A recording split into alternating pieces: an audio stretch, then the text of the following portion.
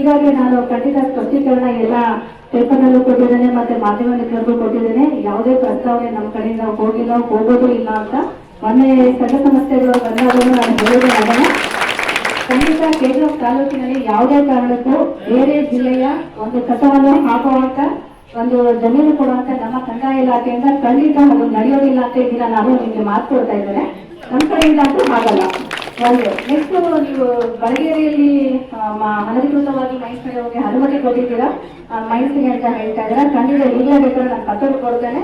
ನಾನು spot visit ಮಾಡಿದ್ದೀನಿ. ಅಲ್ಲಿ ತುಂಬಾ ಮನೆಗಳಿದೆ, ಕೆರೆ ಇದೆ, ದೇವಸ್ಥಾನ ಇದೆ.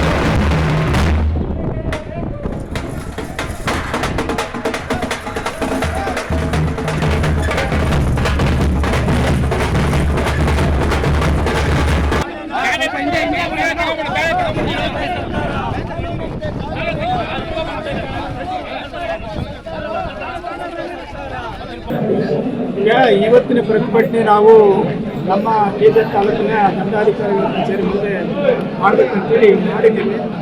ನಾವೇನೇನು ಅವ್ರ ಮುಂದೆ ಒತ್ತಾಯಗಳನ್ನಿಟ್ಟಿದ್ರು ಅದರ ಎಲ್ಲ ವಿಷಯಗಳ ಬಗ್ಗೆ ನಾವು ಯಾವುದೇ ಕಾರಣಕ್ಕೂ ಆಗಿರ್ತಕ್ಕಂಥ ಮರುಕಳಿಸೋದಿಲ್ಲ ಅಂತ ಹೇಳಿದ್ದಾರೆ. ಅದಕ್ಕೆ ನಾವು ಅಭಿನಂದನೆಗಳನ್ನು ತಿಳಿಸ್ತೀವಿ. ನಮ್ಮ ಉದ್ದೇಶ ಎಷ್ಟೇ ಇತ್ತು, ಎಲ್ಲಿ ನಮಗೆ ಬೆಂಗಳೂರು ಕಸ ಇಲ್ಲಿ ಬಂದು ಬಿದ್ದೋಗುತ್ತೋ ನಮ್ಮನ್ನು ಹಾಕ್ಬಿಡ್ತಾರೆ ಒಂದು ಹಾಕ್ತಾರೆ. ಅಂದರೆ 300 ಎಕರೆಯಲ್ಲಿ ಪ್ರತಿದಿನ 4,000 ಟನ್ನು ಇಲ್ಲಿ ಗೊಬ್ಬರ ಬಂದು ತಂದಾಕ್ತಾರೆ, ಕಸ ತಂದಾಕ್ತಾರೆ ಅಂತ ಹೇಳಿದ್ರೆ ಸುಮಾರು 50 ಕಿಲೋಮೀಟರ್ ವ್ಯಾಪ್ತಿಗೆ ಇದು ವಿಸ್ತಾರ ಆಗುತ್ತೆ.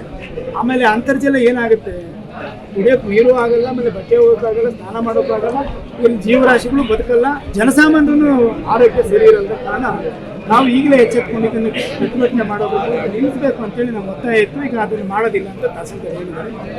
ಎರಡನೇದು, ಬಾಬಾ ಸಾಹೇಬ್ ಅಂಬೇಡ್ಕರ್ ಹೆಸರಲ್ಲಿ 5 ಎಕರೆ ಜಮೀನು ಅದನ್ನು ಮೀಸಲಿಟ್ಟಂಥ ಜಾಗವನ್ನು ಅದನ್ನು ತೆಗೆದುಬಿಟ್ಟಿದ್ದಾರೆ ಕಂದಾಯ ದಾಖಲೆಯಲ್ಲಿ. ಮತ್ತೆ ಅವರ ಹೆಸರಲ್ಲಿ ಇಡಬೇಕು ಅನ್ನುವಂಥದ್ದು ನಮ್ಮ ಆಗ್ರಹ. ಅದನ್ನು ಮಾಡ್ತೀವಿ ಅಂತ ಹೇಳಿದ್ದಾರೆ. ಮತ್ತು ಬೆಳಗಿನ ಸರಳ ನಂಬರ್ 78, 79ರಲ್ಲಿ ಗಣಿಗಾರಿಕೆ ಅನುಮತಿ ಕೊಟ್ಟಿದ್ದನ್ನು ವಾಪಸ್ ತಗೊಳ್ತೀವಿ ಅನ್ನೋದನ್ನು ಕೂಡ ಭರವಸೆ ಕೊಟ್ಟಿದ್ದಾರೆ.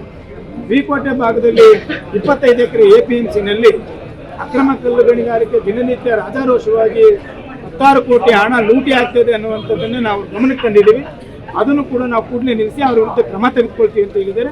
ಮತ್ತು ನಗರಸಭೆಯಲ್ಲಿ ಆಗ್ತಕ್ಕಂಥ ಅವ್ಯವಹಾರಗಳನ್ನು ನಾವು ಗಮನಿಸ್ತೀವಿ, ನಾವು ಪತ್ರ ಬರಿತೀವಿ, ಅದನ್ನು ತಡಿತೀವಿ ಅಂತಕ್ಕಂಥ ಮಾತನ್ನು. ಅದಕ್ಕೆ ನಾವು ಭಾರತೀಯ ಜನತಾ ಪಾರ್ಟಿ, ಜಾತ್ಯತೀತ ಜನತಾ ದಳ, ಸಂಘ ಸಂಸ್ಥೆಗಳು, ಸಾರ್ವಜನಿಕರು ನಾವೆಲ್ಲರೂ ಕೂಡ ವಿರೋಧ ಮಾಡಿ ನಿಲ್ಲಿಸಿ ಅಂತೇಳಿ IT ಹಬ್ ಮಾಡ್ತೀವಿ ಅಂತ ಹೇಳ್ತಾ ಇದ್ದೀವಿ. ಮಾಡಿದಾಗ ನಿಮ್ಗೆಲ್ಲರೂ ಗೊತ್ತಾಗುತ್ತೆ, ನಮಗೂ ಗೊತ್ತಾಗುತ್ತೆ. ಮತ್ತೆ ಮಾಧ್ಯಮದ ಮೂಲಕ ಮಾತಾಡ್ಕೊಂಡು ತಿಳಿಸಿ.